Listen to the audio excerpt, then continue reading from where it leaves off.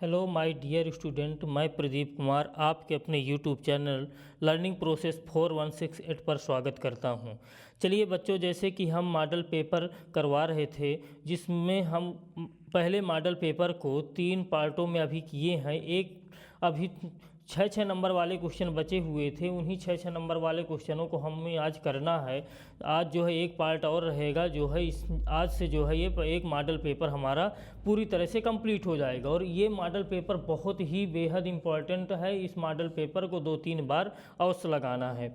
और हमारे चैनल को अगर सब्सक्राइब नहीं किए हैं तो हमारे चैनल को सब्सक्राइब कर लें, ताकि आपके पास जो है सबसे पहले नोटिफिकेशन पहुंच सके और आप लोग इस चीज़ को सही से समझ सकें और अच्छा से अच्छा अपना रिजल्ट बना सकें। तो चलिए बच्चों स्टार्ट करते हैं। कह रहा सिद्ध कीजिए किसी वृत्त के परिगत समांतर चतुर्भुज समचतुर्भुज होता है। खंड बा में ही ये क्वेश्चन दिए होते हैं 6 नंबर के। खंड बा में पहले हमने देखा था वर्णनात्मक प्रश्न नंबर 1 में दिए थे 6, और फिर दूसरे में दिए थे 5 खंडों को करना था, 6 दिए थे। अब जो है ये प्रश्न नंबर 3 है, इसमें से हमें 6 नंबर के क्वेश्चन है 3, 4, 5 3 क्वेश्चन करना है जो अथवा सहित रहेंगे। ठीक है, तो स्टार्ट करते हैं। जैसे कह रहा सिद्ध कीजिए कि किसी वृत्त के परिगत, तो हमें सबसे पहले एक वृत्त बना लेना है। जैसे कि हम एक ये वृत्त बनाए हैं, ये हमारा क्या है, एक वृत्त है। ठीक है, इस वृत्त के परिगत बोला, परिगत का मतलब क्या होता है, इसके चारों तरफ एक क्या बोला, समांतर चतुर्भुज। ये समांतर चतुर्भुज, तो हम ये समांतर चतुर्भुज बना लिए हैं। ये समांतर चतुर्भुज है, जिसमें तो हमें सिद्ध क्या करने के लिए बोल रहा है, समांतर चतुर्भुज समचतुर्भुज होता है, ये चीज़ हमें सिद्ध करना। तो सबसे पहले हमें क्या करना होता है, दिया है लिखना होता है। दिया है और सिद्ध करना है, इनके भी हमें नंबर मिलते हैं। जैसे 6 नंबर का तो 2 नंबर हमें दिया है में मिलेगा और सिद्ध करने में 1 नंबर, 3 नंबर हमारी उत्पत्ति का मिलेगा। तो दिया है और सिद्ध करना ये तो बिल्कुल ईजी होता है, क्वेश्चन से देख करके लिख देना होता है। ठीक है, तो इस चीज़ को हमें ध्यानपूर्वक अच्छी तरह से लिखना है। दिया क्या है, ओ केंद्र का एक वृत्त है। तो हमें ओ केंद्र का एक वृत्त की बात आई है, तो ओ केंद्र का एक वृत्त, इसमें बोला है कि सिद्ध कीजिए किसी वृत्त के परिगत, तो हम लिख देंगे माना ओ केंद्र का, माना ओ केंद्र का एक वृत्त है, एक वृत्त है जिसके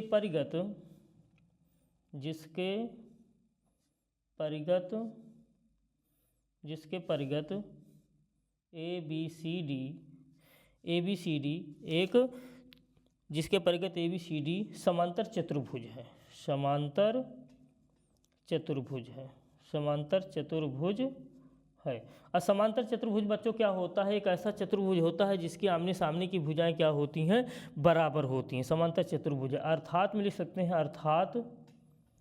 अर्थात ए बी बराबर डी सी या सी डी, ए बी बराबर सी डी तथा बी सी बराबर ए डी, ये चीज़ हमें दी हुई है। इतनी चीज़ें हमें क्या है, इतनी चीज़ें हमें क्वेश्चन में दी गई हैं। हमें सिद्ध क्या करना है, सिद्ध करना है कि समांतर चतुर्भुज होता है। सिद्ध करना है, लिखेंगे सिद्ध करना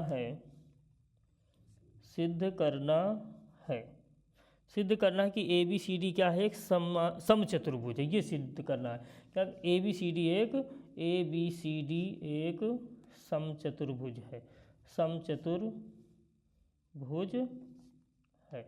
समचतुर्भुज बच्चों क्या होता है, एक ऐसा चतुर्भुज होता है जिसके आमने सामने की भुजाएं क्या नहीं, जिसकी सभी भुजाएं क्या होती हैं, बराबर होती हैं। समचतुर्भुज एक ऐसा चतुर्भुज जिसकी सभी भुजाएं क्या होती हैं, आपस में इक्वल होती हैं। तो और वर्ग में भी यही चीज़ होता है कि सभी भुजाएं बराबर होती हैं, लेकिन वहाँ प्रत्येक को 90 डिग्री का होता है। तो बच्चों समचतुर्भुज का प्रत्येक को 90 डिग्री का नहीं होता है, बस इतना अंतर होता है। अर्थात में लिख सकते हैं, अर्थात ए बी बराबर बी सी बराबर सी डी बराबर डी ए, ये हमें सिद्ध करना है। अब उपपत्ति इसकी करेंगे, उपपत्ति हम देखते हैं कि एक चीज़ हमें पता होगी, एक प्रमेय है कि वृत्त के बाह्य बिंदु से खींची गई स्पर्श रेखाओं की लंबाइयाँ क्या होती हैं, बराबर होती हैं। उन्हीं चीज़ों को हम अप्लाई कर देंगे। बस चूँकि लिखेंगे, चूँकि P तथा Q दोनों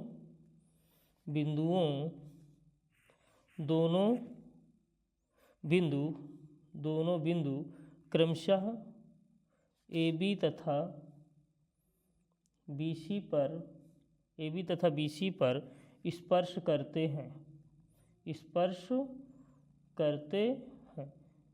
करते हैं इसलिए BP बराबर BQ। यहाँ ध्यान से देखें, BP बराबर क्या होगा, हमारा BQ होगा, क्योंकि स्पर्श हम अभी बताएं कि बाह्य बिंदु से खींची गई स्पर्श रेखाओं की लंबाइयाँ क्या होती हैं, बराबर होती हैं। ठीक, तो इसी प्रकार इसको हम इक्वेशन फर्स्ट दे दें, लिख देंगे इसी प्रकार हम इन सभी को करेंगे इसी प्रकार। अब ये चीज़ हम बार बार नहीं लिखेंगे, इसी प्रकार लिख करके सभी को हम लिख देंगे CQ इक्वल टू CR, ये हमारा equation second. DR equal to DS, ये हमारा इक्वेशन थर्ड। फिर AS इक्वल टू AP, ये हमारा इक्वेशन फोर्थ। इस चीज़ को हम जो है चित्र में देखें तो अच्छी तरह से समझ पाएंगे कि कैसे। देखो CQ equal to CR, DR equal to DS, AS equal to AP, ये सारी चीज़ें हैं। ठीक है ना। अब सभी इक्वेशनों को क्या करना, हमें ऐड कर देना है। तो लिखेंगे समीकरण 1 + 2 + 3 + 4 से, समीकरण 1 + 2 + 3 + 4 से, मतलब समीकरण 1 2 3 4 को क्या करना है, हमें जोड़ देना है। तो जैसे जोड़ी लेफ्ट जोड़ देना है, राइट। तो BP + CQ + DR + AS equal to BQ + CR + DS + AP। तो अब हम क्या करेंगे, BP + AS एक जगह रख लेते हैं, BP और AS को एक साथ रख लेते हैं, प्लस इनको एक साथ CQ + DR, इनको एक साथ इक्वल टू। इसी तरह से यहाँ हम कर लेंगे BQ + CR, BQ + CR एक साथ, प्लस DS + AP एक साथ। अब हम यहाँ पे देखें तो AS बराबर हम क्या ले सकते हैं, इसमें देखें AS बराबर कितना दिया है, AP दिया गया। तो हम AS की जगह पे कितना रख देंगे, AP रख देंगे। हमें कुल मिला के AB बनाना है, CD बनाना है। ठीक है, ये चीज़ें हमें बनाना है। तो हम क्या कर देंगे, AS की जगह पे हम AP रख देंगे। तो BP + AP प्लस इधर भी, अब CQ की जगह पे हम क्या रख सकते हैं, CR। तो CR + DR उसी तरह से लिखा रहने दें, इक्वल टू इधर BQ उसी तरह से, प्लस CR की जगह पे CQ लिख दें, CQ + DS उसी तरह से लिखा रहने दें, DS, इनको कोष्टक में लगाए रहें, DS + AP की जगह पे AS रख दें। अब यहाँ से हमें दो चीज़ें मिल जाएंगी, जैसे BP, इनको हम देखेंगे BP + AP, इन चित्र में देखें BP और AP इन दोनों का अगर जोड़ देंगे तो किसके बराबर आ जाएगा, AB के बराबर। तो हम इसकी जगह पे क्या रख देंगे, AB। और ये कहाँ से लिखे हैं, ये हमें यहाँ पे लिखे हुए समीकरण 1 2 3 से, इनमें हमारा लिखा हुआ जैसे AS बराबर AP कहाँ लिखा हुआ है, AS बराबर AP समीकरण 4 में। तो ये चीज़ें हम जो है समीकरण 4 से यहाँ बदलाव किए। AB प्लस इस चीज़ के लिए CR + DR बराबर, देखें चित्र में CR + DR बराबर क्या हो जाएगा, CD। क्या हो जाएगा, CD बराबर, इधर BC बन जाएगा, अब प्लस इधर और AD बन जाएगा। अब ध्यान से देखें तो AB, अब क्या करो, चाहे AB के बराबर हम CD रख सकते हैं, या CD के बराबर क्या रख सकते हैं, AB रख सकते हैं। तो हम CD की जगह पे हम क्या रख दें, AB, कोई दिक्कत, बराबर BC और प्लस AD की जगह पे भी हम क्या रख सकते हैं, AD की जगह पे BC रख सकते हैं, BC। चूँकि हमें ये चीज़ समांतर चतुर्भुज में क्या होता है, समांतर चतुर्भुज की आमने सामने की भुजाएं क्या होती हैं, बराबर होती हैं। AB जोड़ेंगे तो 2AB हो जाएगा, इक्वल टू BC तो 2BC, 2 से 2 कैंसिल हो जाएगा, AB इक्वल टू कितना आ जाएगा, BC। सिमिलरली इसी प्रकार से हम जो है जैसे CD को चेंज किए हैं, अब एक बार हम AB को चेंज करके ला सकते हैं। तो AB बराबर, जैसे हमारा AB बराबर कितना है, BC आया है, तो हमारा क्या आ जाएगा, CD बराबर क्या आ जाएगा, AD आ जाएगा। तो आपस में सभी भुजाएं आपस में क्या हो जाएंगी, बराबर हो जाएंगी। तो लिख देंगे इसलिए समांतर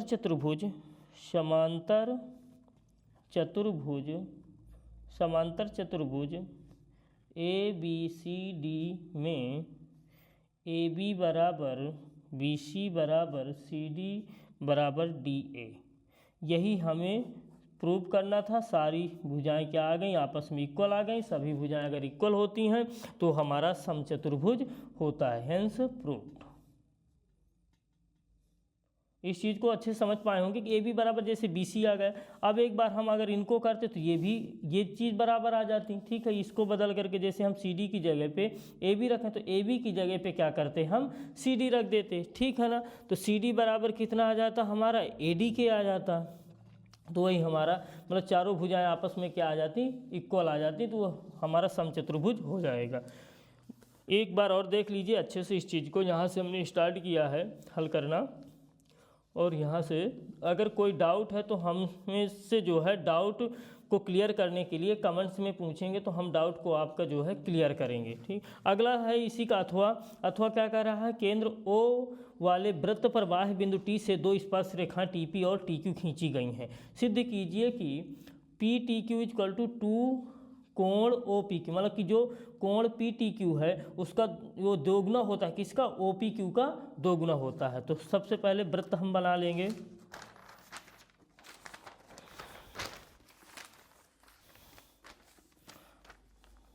अथवा डालेंगे, अथवा वहाँ अगर अथवा करते हैं तो प्रश्न क्रमांक 3 का अथवा ऐसे डाल देंगे। प्रश्न क्रमांक 3 का अथवा, ये चीज़ जरूर लिखना होता है, अथवा और हल। तो क्या बोला है, कह रहा है ओ वृत्त, केंद्र O वाले वृत्त पर, तो हमें एक वृत्त बना लेना है। ये हमने एक वृत्त बना लिया O केंद्र। अब फिर कह रहा है एक बाह्य बिंदु क्या है, T कह रहा है, T से दो स्पर्श रेखा, तो ये हमारा T हो गया, इससे दो स्पर्श रेखाएं खींचना है। तो हम स्पर्श रेखाएं खींच रहे हैं, ये स्पर्श रेखा और ये भी स्पर्श, कहीं थोड़ा सा टच होना चाहिए वृत्त की परिधि में, वही स्पर्श रेखाएं होती हैं। ठीक, अब बाह्य बिंदु से खींची गई स्पर्श रेखाएं क्या होती हैं, आपस में बराबर होती। सबसे पहले लिखेंगे दिया है O केंद्र का एक वृत्त है, O केंद्र का एक वृत्त है, O केंद्र का वृत्त है जिसमें अब फिर एक चीज़ और बोला है प्रश्न में देखें, दो तो TP और TQ इनका नाम रखा देना। TP यहाँ पे जैसे TP और इसका TQ, जिसमें दो स्पर्श रेखा, जिसमें दो स्पर्श रेखाएं TP तथा TQ हैं, ये चीज़ें हैं। तो हमें एक चीज़ पता है कि वृत्त के बाह्य बिंदु से खींची गई स्पर्श रेखाएं क्या होती, बराबर होती हैं। तो हम अर्थात में लिख सकते हैं, अर्थात TP इक्वल टू कितना, TQ। हमें सिद्ध क्या करना है, अब ये चीज़ लिखेंगे, सिद्ध करना है, इन सब के नंबर मिलते हैं हमें, ये चीज़ ध्यान पूर्वक करना है, सिद्ध करना है। क्या सिद्ध करना है, बोल रहा है कि सिद्ध कीजिए कि कोण PTQ इक्वल टू कितना है, 2 कोण OPQ PTQ, इस कोण की बात कह रहा है, कितना होता है OPQ के मतलब इस कोण के क्या होता है, दोगुने के बराबर होता है। तो हमें साफ साफ दिख रहा है, अगर ये कोण बनाना होगा तो हमें जब तक इनको मिलाएंगे नहीं तब तक ये कोण हमारा नहीं बनेगा। तो रचना करेंगे, क्या क्या करना होगा, TO को मिला दो सबसे पहले, TO OP OQ और PQ, इन सबको हमने मिलाया है। रचना में TO, OQ, OP तथा पी क्यू को मिलाया, पी क्यू को मिलाया,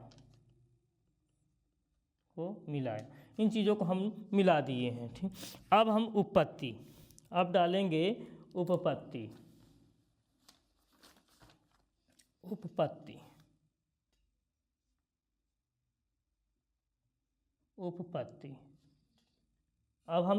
अब जो है हम उपपत्ति इसकी करते हैं। उपपत्ति में सबसे पहले जो चीज़ हमें दी है उस चीज़ से हम कुछ ना कुछ करने का प्रयास करते हैं। क्या चीज़ दिया गया है हमें क्वेश्चन में, क्योंकि हमें दिया है कि टी पी बराबर कितना है, टी क्यू है, चूँकि T P is equal to कितना है, टी क्यू है। यहाँ पे हम देखें T P is equal to कितना, टी क्यू। तो समान भुजाओं के समूह कोण क्या होते हैं, बराबर होते हैं। क्लास 9th में हम एक प्रमेय पढ़े हैं कि समान भुजाओं के समूह कोण क्या होते हैं, बराबर होते हैं। इसलिए कोण T P Q is equal to कोण टी क्यू पी, ये चीज़ हमारी हो जाएगी। मतलब ये कोण और ये कोण आपस में क्या हो जाएंगे, इक्वल हो जाएंगे। ये हमारा इक्वेशन फर्स्ट हो गया। फिर त्रिभुज लेंगे, त्रिभुज टी पी क्यू में, त्रिभुज टी पी क्यू में त्रिभुज के तीनों अंतःकोणों का योग कितना होता है, 180 डिग्री। त्रिभुज टी पी क्यू, ये त्रिभुज लेना, टी पी क्यू, यहाँ से ये त्रिभुज, इसकी बात कर रहा है। ठीक, टी पी क्यू, त्रिभुज के तीनों अंतःकोणों का योग कितना होता है, 180 डिग्री। तो कोण टी पी क्यू प्लस कोण टी क्यू पी प्लस कोण P T Q is equal to कितना, 180। इस चीज़ को लिखना है कि त्रिभुज के तीनों अंतःकोणों का योग कितना होता है, 180 डिग्री होता है। फिर यहाँ से क्या करना है हमें, कोण टी पी क्यू प्लस कोण टी पी क्यू, हमें क्या कर देना है, हमें समीकरण 1 में साफ साफ दिया है कि टी पी क्यू बराबर कितना है, टी क्यू पी के। और टी क्यू पी की जगह पे हम क्या लिख सकते हैं, टी पी क्यू। हम इस चीज़ को, इसकी जगह पे हम इस चीज़ को रख दिए यहाँ पे। ठीक, अब इसका क्या कर दें, हम पक्षांतर कर दें, ये उस साइड जाएगा तो इसका चिन्ह क्या हो जाएगा, माइनस में। कोण पी टी क्यू, यहाँ पे लिख देना समीकरण 1 से, समीकरण 1 से हम टी पी क्यू का मान रखे हैं।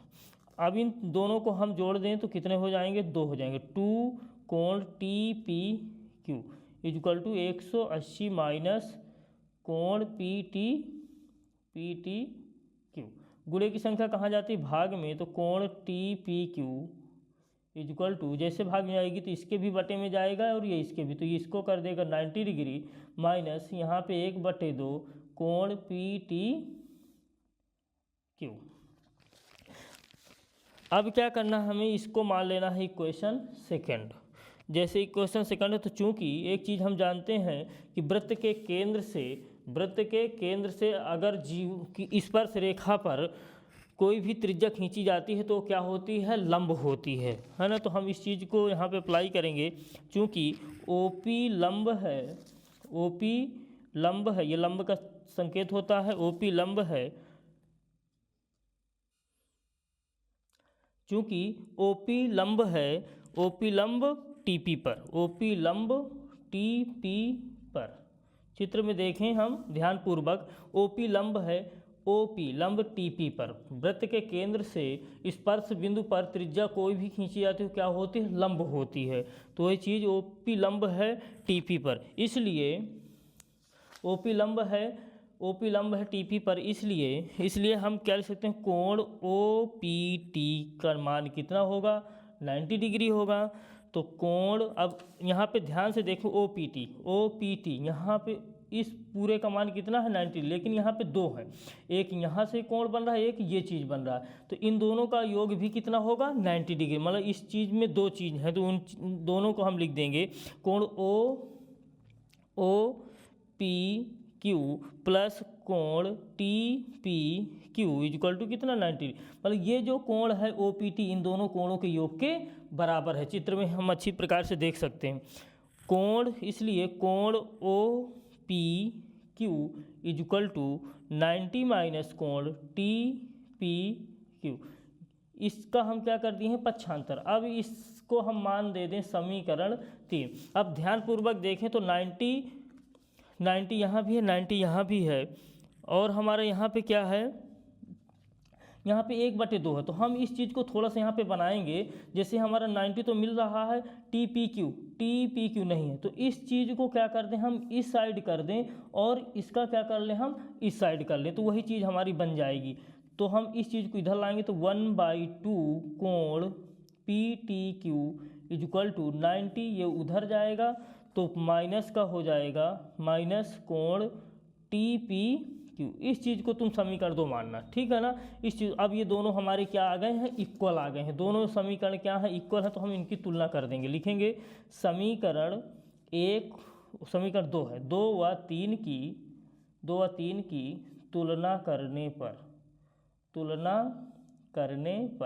तुलना करने पे क्या होता है बच्चों कि जो भी पक्ष बराबर होते हैं वो डिवाइड हो जाते, कट जाया करते हैं। जैसे ये दोनों पक्ष क्या है इसमें इक्वल हैं, तो ये क्या हो जाएंगे, हट जाएंगे। तो क्या बचेगा हमारा, यहाँ से हम साफ साफ देखें तो समीकरण 1 में इतना दिया है 1/2 कोण कितना है P T Q is equal to कितना हो जाएगा कोण ओ पी क्यू। हम देखो अब हमें सिद्ध क्या करना था, यही चीज़ हमें सिद्ध करना था। ध्यानपूर्वक देखें, बस क्या कर दो क्रॉस मल्टीप्लाई करा दो। क्रॉस मल्टीप्लाई जैसे कराएंगे तो कोण P T Q is equal to 2 का उधर गुणा हो जाता 2 कोण ओ पी क्यू, यही हमें सिद्ध करना था। आई होप बच्चों ये जो है आपकी अच्छी तरह से समझ में आया होगा, ठीक है। अगर कोई डाउट है तो हमसे जो है कमेंट्स में पूछें, हम डाउट को क्लियर करेंगे। हेंस प्रूव्ड, यही हमें क्या करना था, सिद्ध करना था। एक बार देख लें अच्छे से, ठीक है। जहाँ भी डाउट हो अच्छी प्रकार से यहाँ पे हमने चित्र बना दिए हैं, दिया है, सिद्ध करना है और रचना उत्पत्ति, यहाँ से एक एक करके हम जो है इस चीज़ को बहुत ही आसानी से कर पाए हैं, ठीक। अगला क्वेश्चन है हमारा, अगला क्वेश्चन 1.5 मीटर लंबा एक लड़का 30 मीटर ऊंचे एक भवन से कुछ दूरी पर खड़ा है। जब वह ऊंचे भवन की ओर जाता है तब उसकी आंख से भवन के शिखर का उन्नयन कोण कितना 30 से 60 डिग्री हो जाता है। बताइए कि वह भवन की ओर कितनी दूर चलकर गया है। बहुत ही इंटरेस्टिंग ये जो है क्वेश्चन है, जो है बहुत ही कमाल का क्वेश्चन है और इस चीज़ को हम अच्छे से सबके जो है बिल्कुल समझ में आ जाएगा, ठीक है। 1.5 मीटर लंबा एक लड़का कह रहा 30 मीटर ऊंचे भवन से कुछ दूरी पर खड़ा है। जैसे अब हम इस क्वेश्चन को करेंगे, कौन सा नंबर है, प्रश्न नंबर 4 है,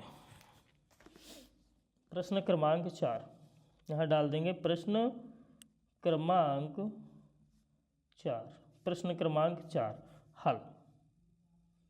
क्या बोला है, कह रहा है 30 मीटर ऊंचे भवन के। तो जैसे हम मान लें कि ये हमारा क्या है, एक भवन है,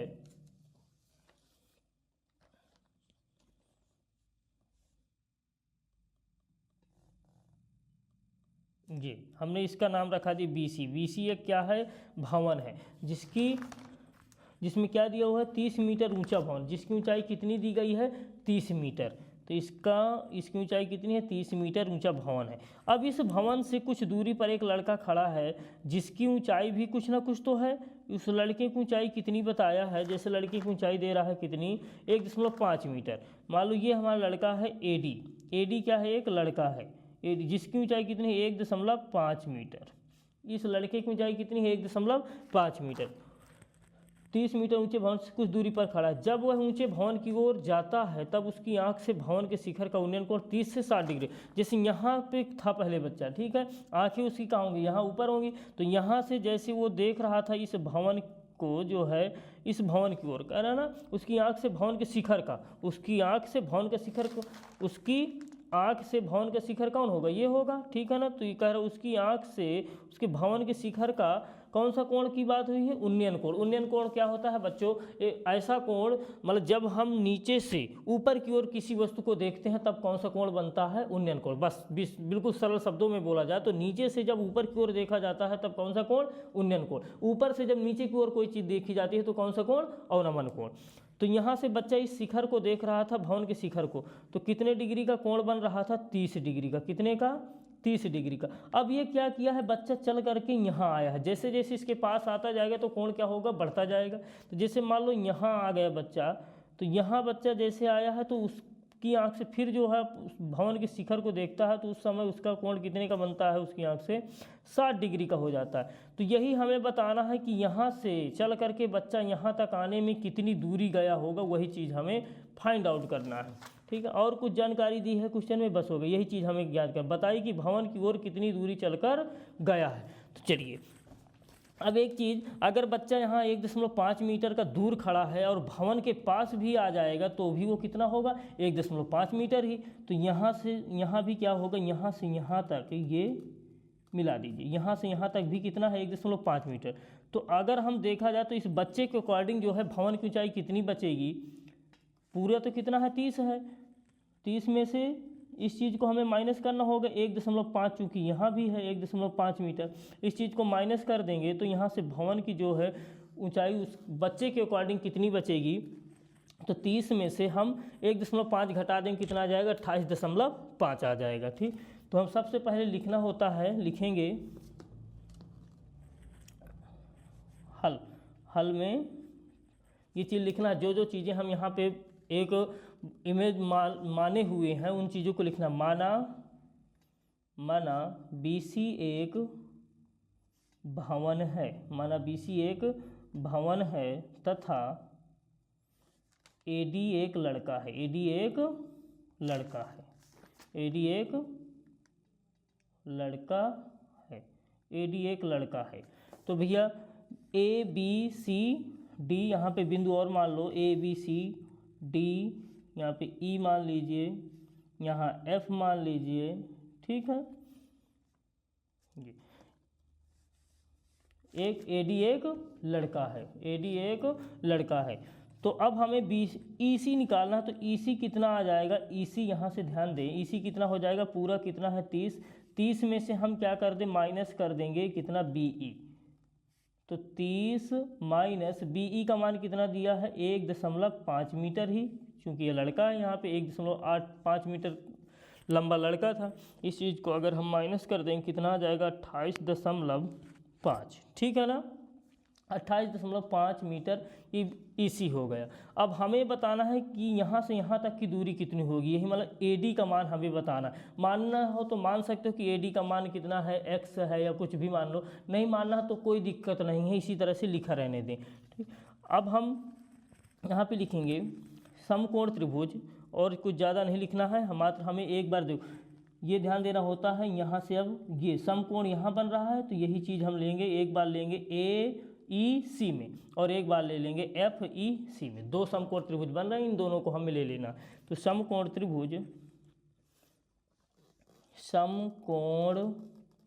त्रिभुज एक बार पहले पास का ले लें,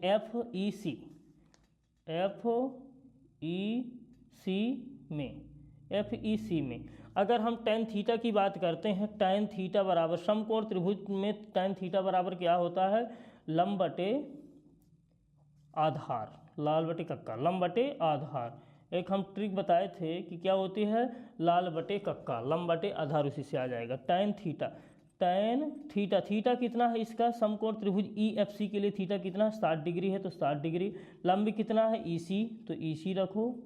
आधार कितना है FE, तो FE। थीटा के सामने वाली भुजा लंब हुआ करती है तो ये लंब है तो ये आधार हो जाएगा, कर्ण कभी बदलता नहीं है। अब इनकी वैल्यू हमें दी गई है, तो tan 60 का मान तो हमें पता है कितना होता है, √3। EC का मान हमें दिया है कितना है, 30। FE का मान हमें नहीं दिया है तो ये FE उसी तरह से लिखा है, क्रॉस मल्टीप्लाई करा दें तो √3FE इक्वल टू कितना, 30। तो FE का मान निकाल लीजिए यहाँ से, FE इक्वल टू कितना आ जाएगा, 30/√3। ठीक है, परमेयीकरण करना हो तो परमेयीकरण भी कर सकते हैं, √3 का परमेयीकरण कर दें तो कितना बन जाएगा, 30/√3/3। इसको डिवाइड कर दें तो कितना आ जाएगा, FE का मान आ जाएगा 10/√3। ये हमारा FE की वैल्यू आ गई। अभी हमें FE नहीं बताना, हमें बताना है क्या, यहाँ पे लिख दिया करो, हमें जो ज्ञात करना है, हमें ज्ञात क्या करना था, हमें बताना है AD का मान, AD बोलो या फिर AD या DF, इसका मान हमें बताना कि बच्चा यहाँ से चल करके यहाँ तक गया है तो कितनी दूरी तय किया है ये हमें बताना है। तो अब एक बार क्या कर लेंगे, हम समकोण त्रिभुज,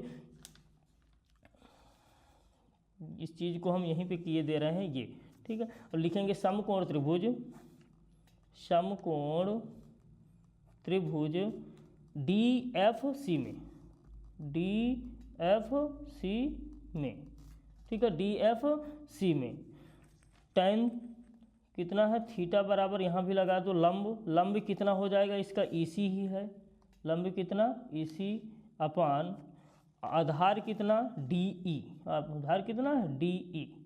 अब वैल्यू रखो tan theta, tan theta, theta कितना है हमारा 30 degree equal to EC, EC का मान कितना दिया है 30 ही दिया है।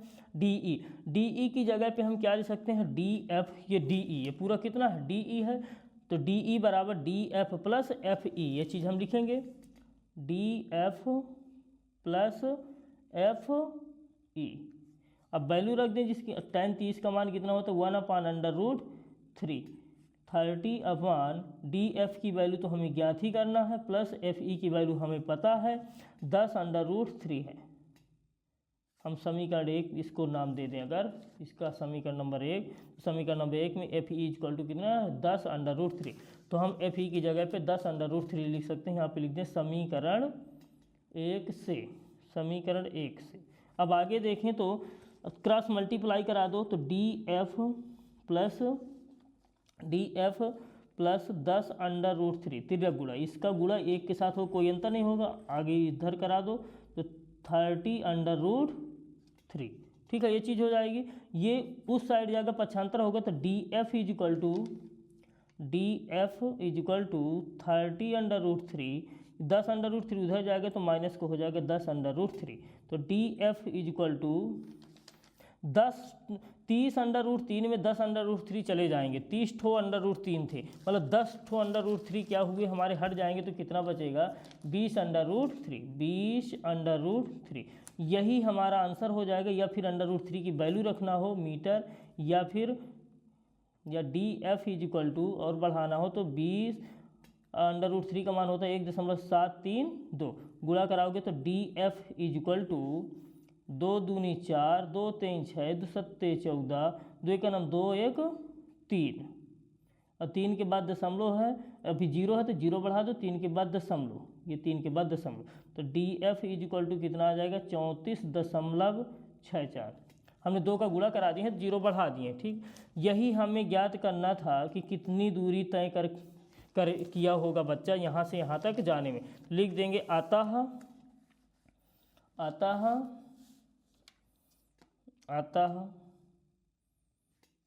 क्या पूछा था क्वेश्चन में, बताइए कि भवन की ओर कितनी दूरी चलकर गया है वो लड़का, ठीक है। अतः भवन की ओर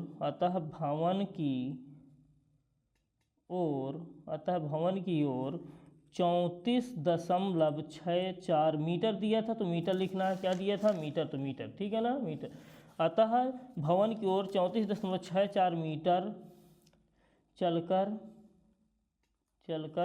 गया है, यही हमारा आंसर है, ठीक है। देख लीजिए इस क्वेश्चन को एक बार और अच्छी तरह से, जो बोला है वही हम जो है चित्र पहले बना दिए, जैसे BC एक भवन है, AD एक लड़का है, तो यहाँ से चलना स्टार्ट किया था, पहले 30 कोण था, फिर जब भवन की ओर गया है तो 60 डिग्री का कोण हो गया है। दोनों समकोण त्रिभुज, एक बार हमें क्या करना, पास वाला ले लेना होता है और एक बार फिर दूर वाला, बस यही हर एक क्वेश्चन में हाइट और डिस्टेंस से जो भी क्वेश्चन आते हैं उनमें यही चीज़ करना होता है, एक बार पहले पास वाला त्रिभुज ले लो समकोण त्रिभुज, एक बार दूर वाला, ठीक है। बस ये ध्यान देना होता है कि हमें समकोण से ही जाना होता है, ये नहीं कि जैसे DFC कर दें, यहाँ से DEC यहीं से जाना है, जैसे FEC, ठीक।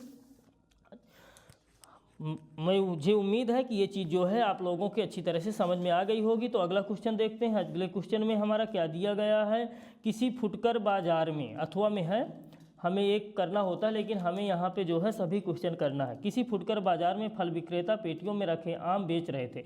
इन पेटियों में आमों की संख्याएं भिन्न भिन्न थी। पेटियों की संख्या के अनुसार आमों का बंटन निम्नलिखित था। ये आमों की संख्या दी हुई है, एक पेटी में रखे आमों की माध्य संख्या ज्ञात करना। अब हम माध्य निकालने के लिए 3 विधियाँ हैं। एक तो प्रत्यक्ष विधि है, ये और एक हमारी क्या है पग विचलन विधि होती है और एक जो है कल्पित माध्य विधि। तो हम किसी भी मेथड से लगाएंगे आंसर हमारा बिल्कुल सेम आएगा, ठीक है। और इसमें बोला नहीं है कि किस विधि का, अच्छा आपने माध्य ज्ञात करने की किस विधि का प्रयोग किया है, ये फिर बोल दिया है कि बता देना है, ये नहीं बोला है कि आप इस मेथड से, तो जो है हम किसी भी मेथड से लगा सकते हैं। चलिए ठीक है, स्टार्ट करते हैं। प्रश्न क्रमांक 4 का अथवा है, डाल देंगे प्रश्न क्रमांक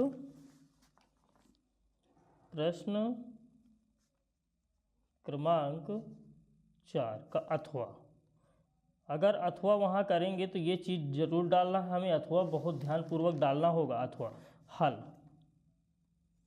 अब क्या क्या दिया है क्वेश्चन में, कर आमों की संख्या, तो बस ये ध्यान देना है जैसे हमारा ऐसे दिया हुआ हमें जो है इसको कॉलम के रूप में लिख लेना है।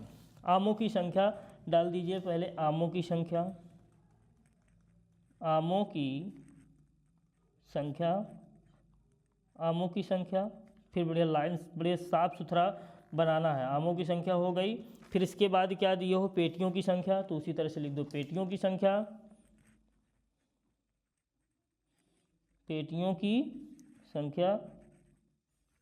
हमें कोई बदलाव नहीं करना है, जो जिस तरह से क्वेश्चन दिया है उसी तरह से हमें लिख देना, नहीं तो लिखने को आप वृत्ति या बारंबारता लिख सकते। पेटियों की संख्या, ठीक है, ये चीज़ हमें क्वेश्चन में इतनी दी गई है। फिर इसके बाद क्या करना है हमें, जो है एक बन जाएगा हमारे, जैसे किसी भी विधि से, जैसे किसी भी विधि से लगाओ, जैसे कल्पित माध्य विधि से लगाते हो या फिर उससे पग विचलन वाली विधि से, तो हमें मध्य पद या प्रत्यक्ष विधि से तो मध्य पद की आवश्यकता पड़ती है, तो मध्य पद ये तो हमें लिखना होगा, ठीक है, मध्य पद। आमों की संख्या हमने लिख दिया और पेटियों की संख्या, पेटियों की संख्या को हम एफ, आवृत्ति होती है तो एफ दर्शा सकते, मध्य बिंदु एक्स हमने मान लिया। फिर इसके बाद ये ध्यान देना है इस क्वेश्चन में 50 से 52 दिया है, फिर 52 से देना चाहिए, यहाँ पे दे दिया 53 से 55, तो ये अभी सतत रूप में नहीं है, तो यहाँ पे ऊपर ही लिख देंगे सतत अनुपात, सतत अनुपात में बनाने पर, सतत अनुपात में, सतत अनुपात में बनाने पर, सतत अनुपात में बनाने पर। सतत अनुपात में बनाने के लिए क्या करना होता है, जो लोअर लिमिट होती है उसमें आधा कम कर देते हैं और अपर लिमिट, हाँ मतलब कि दोनों लिमिटों में हमें क्या करना होता है, कम कर देना होता है। हाँ जैसे यहाँ पे अपर, ये हमारी क्या है लोअर लिमिट, लोअर लिमिट में क्या करेंगे हम आधा कम करेंगे, जैसे 50 है तो आधा कम करोगे तो 49.5 बनेगा। और इसमें अपर लिमिट में क्या करना है, आधा हमें कम नहीं करना है, आधा हमें क्या करना होता है बढ़ाना होता है, 52 कितना हो जाएगा 5 हो जाएगा। तो अगला वाला स्टेप हमारा यहाँ पे जब चलेगा तो हमारा कितना 52.5 से फिर कितना चलेगा 56.5, ठीक है ना।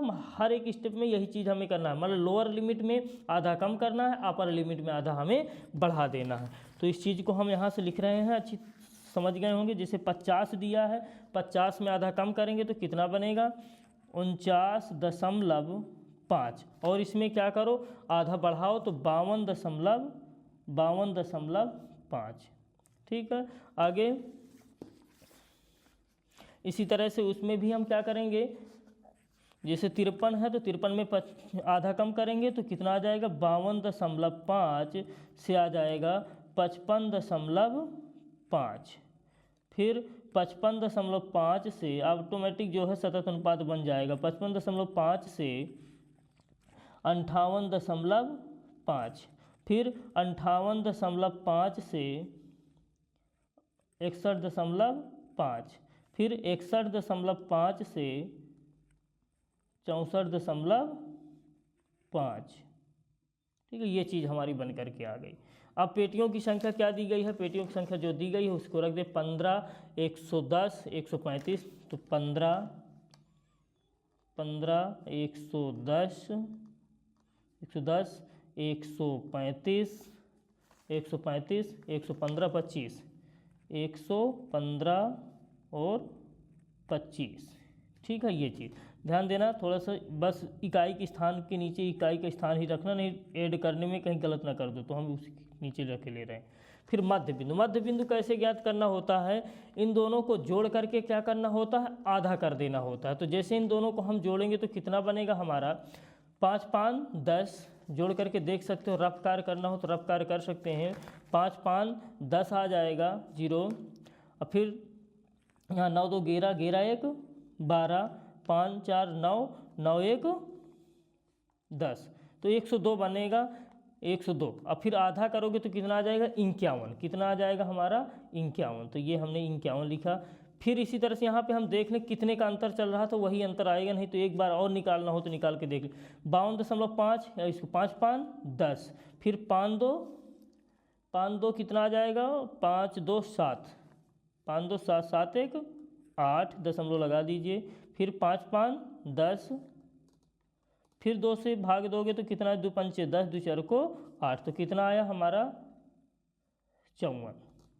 ये हमारा कितना आ गया, 54 आ गया। तो यहाँ पे हमें दिख रहा है कितने का अंतर था, यहाँ पे भी 9 3 12, यहाँ भी 51 51 3 54, 3 3 का अंतर है, 3 3 जोड़ते चले जाइए, आराम से बन जाएगा। ठीक, तो 54 3 कितना होता है 57, 57 और 3 60, 60 3 63, ये हमारे इतनी जो है सारणी बन गई। अब ये सारणी हमारी यहाँ पे कम्प्लीटली बन गई है। आगे जो है हमें अगर पद विचलन विधि से करना है तो क्या करना पड़ता है, विचलन, यहाँ पे लिखेंगे, एक स्टेप बढ़ेगा विचलन का, विचलन और एक पद फिर और आता है। क्योंकि हमें सूत्र यहाँ से अगर हम सूत्र लिख लेते हैं तो सारणी में जितने जो है कॉलम करना होगा वो हमें स्पष्ट हो जाता है। सूत्र समांतर माध्य का x बार बराबर होता है, x बार बराबर पग विचलन विधि में a plus sigma F D upon sigma F, कहीं कहीं एफ आई डी आई लिख देते हैं तो कोई दिक्कत नहीं है, जो जैसा माने हैं उसी तरह ये सूत्र होता है। तो अभी हम इस सूत्र के हिसाब से अगर देखें तो सारणी में अभी हमें क्या क्या ज़रूरत थी, हमें देखो सिग्मा एफ तो मिल जाएगा, यहाँ पे सिग्मा का मतलब क्या होता है जोड़, तो सिग्मा एफ तो मिल जाएगा। फिर एफ डी, तो यहाँ पे एफ दिया है डी नहीं दिया, तो ये मतलब विचलन को क्या है से दर्शाते हैं, डी बराबर कैसे निकालते हैं, एक्स माइनस ए। अब ए क्या है हमारा, ए जो हमारा ये होता है, इसमें जो वैल्यू हमें दी होती है पेटियों जैसे मध्य पद में, चाहे इनमें से किसी को भी हम मान सकते हैं, मध्य पद में हम किसी को भी ए मान सकते हैं। यह है कि बीचों बीच अगर मान लोगे तो और अच्छी बात है, जैसे यहाँ पे बीच में मिला है 57, तो ये हम इसी को क्या करेंगे ए मान लेंगे। ठीक, ए इसको मान लेंगे, तो यही एक्स वाले इन मानों को क्या करना होता है, हर बार एक्स में ए को घटा देना होता है। इस मान को क्या करेंगे हम माइनस करेंगे, जितना भी आता चला जाएगा, तो एफ डी, फिर ये तो हमारा क्या बन जाएगा डी आ जाएगा। फिर यहाँ पे अभी दिया है एफ डी, मतलब एफ और डी का क्या कराना होगा गुणा, तो यहाँ एक कॉलम और बनेगा। फाइनली इतने कॉलम बन जाएंगे हमारे। ये 2 क्वेश्चनों के थे, 3 और हमें बनाना हो, मध्य बिंदु और विचलन और एफ डी। फिर लास्ट में क्या लिखना होता है, योग। ये पूरी पहले सारणी ही कंप्लीट कर देते हैं, सारणी ही मेन होती है। सारणी अगर सही है, क्वेश्चन बहुत इजी होता है, बस ये ध्यान देना होता है जोड़ में गुणा में ये चीज़ें न गड़बड़। यहाँ पे लिखेंगे क्या, योग, यहाँ पे सिग्मा एफ लिखेंगे, सिग्मा एफ निकाल लेंगे जितना भी होगा, फिर इसके बाद सिग्मा एफ डी, तो सिग्मा एफ डी निकाल लेंगे। अब सारणी पहले भर लेते हैं। अब जैसे यहाँ पे हम d इक्वल टू, चलिए बच्चों अब स्टार्ट करते हैं रखना, जैसे 51 में 57 रखेंगे तो कितना आ जाएगा, माइनस करेंगे तो माइनस के कितने आ जाएंगे, 57 में से 51 घटाएंगे कितना आ जाएगा, -6। फिर सॉरी, फिर हम 54 में 57 घटाएंगे कितना आ जाएगा, -3। फिर इसके बाद 57 यहाँ पे रखेंगे, 57 और 57 यक्स का मान भी है, एक अभी, तो कितना आ जाएगा 0, मतलब इसके बराबर सीधे 0 लिख सकते हैं। ठीक है ना, यहाँ जिसको हम मानेंगे उसी के बराबर 0 रख दो। फिर इसके आगे देखो 60 में से 57 घटाओगे तो कितना आ जाएगा, 60 में 57 घटाना है ना, तो कितना आ जाएगा हमारा 60 में 57, तो 3। फिर इसके बाद 63 में 57 घटाओगे तो कितना आ जाएगा हमारा 6। ठीक है, 63 में 57 घटाएंगे तो कितना आ जाएगा 6। अब एफ डी निकालना है, तो एफ डी का मतलब क्या है, इन दोनों का गुणा करा देना, 15 छक्का 90 माइनस का 90। फिर इसके बाद 110 का 3 में गुणा करो, 11 का 33 माइनस का 330, 135 गुणा, तो ये तो 0 ही आ जाएंगे। फिर 3 का गुणा करा दो, 3 × 5 = 15, 3 × 9 = 3 × 1 = 4 और 3 × 9 = 3, फिर इसके बाद 25 छक्का 150, 150। अब सबको ऐड कर लेंगे। ऐड करने के बाद सारी वैल्यूओं को हम इसके आगे जो है अब सिग्मा एफ डी का मान निकाल लेते हैं और सिग्मा एफ, इन दोनों को हम ऐड कर लेते हैं। सिग्मा का मतलब ही होता है क्या, जोड़ देना। तो एफ वालों को जैसे हम जोड़ेंगे तो कितना आ जाएगा हमारा, एफ वालों को जोड़ने से हमारा कितना आता है 5 5 10 5 15 5 20, 2 हासिल तो 2 1 3 1 4 3 7 1 8 2 10, 2 1 3 1 4 1 5, सॉरी यहाँ पे 2 नहीं है, 1 2 3 1 4। यही ध्यान देना है कि इकाई के नीचे इकाई ही रखना है, तो फिर डबल जुड़ जाते हैं। ठीक, इधर जो है इस चीज़ को अगर हम जोड़ लेते हैं तो माइनस माइनस वाले जोड़ लेना है, प्लस प्लस वाले जोड़ लेना है, फिर माइनस कर देना है। तो यहाँ का जोड़ कितना आ जाएगा 75। तो हमारा जो है सिग्मा एफ डी कितना आ गया 75। अब हम इन सारी वैल्यूओं को हम अपने सूत्र में रख देते हैं। सूत्र हमारा है एक्स बार बराबर A plus sigma F D upon sigma F. A का मान कितना माने थे हम 57, तो 57 रख देंगे, प्लस सिग्मा एफ डी कितना है 75 आया है, बटे में कितना है 400। अब हम अगर इसको सिंप्लीफाई करें 5 से काट दें, 5 से कन्नम 5, कितना बचेगा 2, 5 5 25, इसको भी 5 8 40 और 5 से काट दें, 5 से काटने पर 16 पंचे 80, 5 3 15। आगे जो है 57 प्लस 3 बटे कितना आया है 16। अब अगर हम इसमें भाग दे देंगे तो 57 प्लस 3 में भाग देंगे 16 से तो कितना आ जाएगा हमारा 0.1875 लगभग आ जाएगा। इस चीज़ को हम अगर दोनों को ऐड कर देंगे तो कितना आ जाएगा 57.1875, या फिर हम इतना भी लिख सकते हैं दशमलव के इस 2 स्थानों तक अगर लिखना है तो 57.18, इससे 1 ले लेता है। अगर हमारा 4 से बड़ा मान है, जैसे 2 स्थानों तक लिखना है, 4 से बड़ा मान आता है तो उससे 1 ले लेते हैं, तो 57.19 और यही हमारा आंसर हो जाएगा। ठीक है, तो इस चीज़ को अच्छी तरह समझ पाए होंगे कि हमें जब भी समांतर माध्य निकालने के लिए बोल दे तो चाहे जिस मेथड से हम कर दें, ठीक है, अगर उसमें मेथड नहीं दे रहा तो चाहे जिस मेथड का करिए। इसमें बोला था कि आप जो अपने माध्य ज्ञात करने की किस विधि का प्रयोग किए हैं, तो हम जो है पग विचलन वाली विधि का प्रयोग किए हैं, ये भी लिख देंगे। अगला क्वेश्चन हमारा क्या है, एक थैले में 5 लाल गेंदें और कुछ नीली गेंदें। ठीक है, ये बहुत ही इजी क्वेश्चन है, इसको ध्यान से कर लेना है, तुरंत हो जाएगा।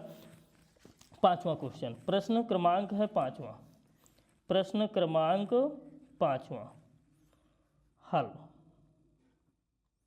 क्या कह रहा है, एक थैले में 5 लाल गेंदें और कुछ नीली गेंदें हैं।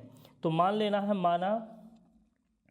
माना नीली गेंदों की संख्या कितनी है x है, माना नीली गेंदें कितनी है बराबर x है। तो कुल गेंदें कितनी हो जाएंगी, कुल गेंदें ही हमारा क्या हो जाएगा ns।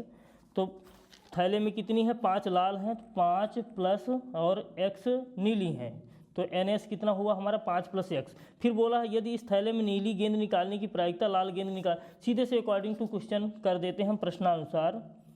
प्रश्न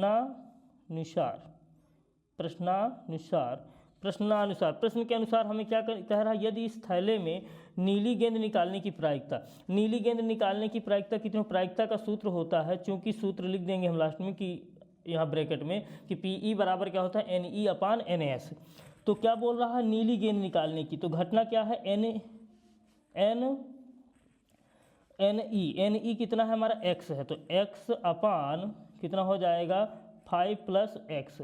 ये हमारी किसकी हो गई, नीली गेंद निकालने की प्रायिकता बराबर है किसके, लाल गेंद निकालने की प्रायिकता की। लाल गेंद कितनी है 5 है हमारी, तो 5 अपान 5 प्लस x। नीली गेंद निकालने की प्रायिकता लाल गेंद निकालने की प्रायिकता की कितनी है, दोगुनी है, कह रहा है ये दोगुनी है, तो हमें बराबर करना है, तो इसमें क्या कर देंगे हम 2 का गुणा करा देंगे। यहाँ पे लिख दें कि चूंकि प्रायिकता PE बराबर होता है NE मतलब जिस घटना की बात कर रहा हो अपान NS टोटल। फिर इसके बाद हम इसको जो है हल करें तो x upon 5 plus x equal to 2 पंचे 10 बटे कितना 5 प्लस का x, क्रॉस मल्टीप्लाई करा दें। आधार हमारे दोनों सेम है तो हम यहाँ से काट भी सकते हैं, तो x इक्वल टू कितना आ जाएगा हमारा 10। तो हमें क्या बोला था यही तो बोला था कि थैले में नीली गेंदों की संख्या कितनी है। हमने नीली गेंदें कितनी मानी थी, x मानी थी, तो लिख देना आता है थैले में नीली गेंदों की संख्या कितनी है, 10 है। आता है थैले में नीली गेंदों की संख्या, नीली गेंदों की संख्या इक्वल टू कितना, 10 है। चलिए अगला जो है हमारा समांतर श्रेणी संबंधित क्वेश्चन है। इस तरह का हम क्वेश्चन जो है एक बिल्कुल करवा चुके हैं, जैसे ये हम देख रहे हैं अंगा नंबर में, ठीक है ना। तो मात्र सूत्रों का प्रयोग कर देना है। इस क्वेश्चन को आप अपने से जो है ट्राई करना। अगर ये क्वेश्चन आपको डाउट लगे तो इस क्वेश्चन को हमसे कमेंट्स में बताना, तो हम जो है अगले वीडियो में पहले इसी क्वेश्चन को करवा देंगे। और ये बेहद इंपॉर्टेंट क्वेश्चन है, इस चीज़ को जो है आपको अनदेखा नहीं कर देना है कि सर छुटवा जो है सर नहीं इसको करवाएं तो हम लोग भी इसको छोड़ दें। ये बहुत इंपॉर्टेंट क्वेश्चन है, अगर नहीं बने तो हमसे जो है ज़रूर बताइएगा कमेंट्स में। हम इस चीज़ को जो है अगले वीडियो में पहले इसको करवाएंगे, फिर अगला वीडियो बनवाएंगे। अगर ये हमारा प्रयास आप लोगों को अच्छा लग रहा है तो लाइक शेयर कमेंट्स ज़रूर करें। थैंक्स। सभी बच्चे जो है अच्छे से मेहनत करें।